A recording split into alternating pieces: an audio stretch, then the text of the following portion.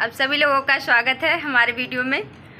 और आप लोगों को बहुत ही चुटकुला मज़ेदार नाच गीत सुना रही हूँ। बहुत ही मज़ेदार, आप लोग गीत को पूरा सुनिएगा।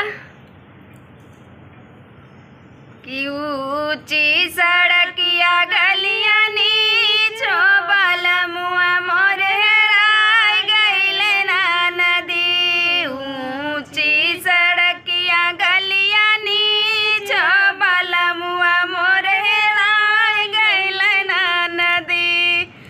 जऊहा मजानती बलमुआ मोरे हेराई है, बलमुआ मोरे हेराई है। रखती नया नवा के बीच बलमुआ मोरे हेराई गइले ना नदी। रखती नया नवा के बीच बलमुआ मोरे हेराई गइले ना नदी। हेराई गइले ना नदी, हेराई गइले ना नदी, हेराई गइले ना नदी, हेराई गइले ना नदी। ऊंची सड़किया गलिया नीचो बलमुआ मोरे हेराई गइले ना नदी।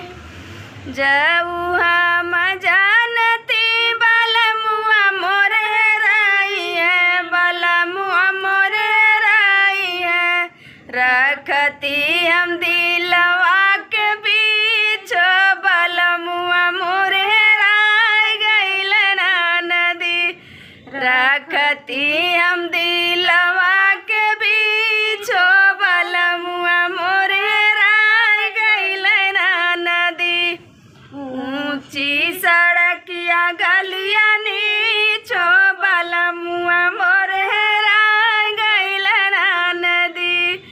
हेराई गइले ना नदी, हेराई गइले ना नदी, हेराई गइले ना नदी, हेराई गइले ना नदी।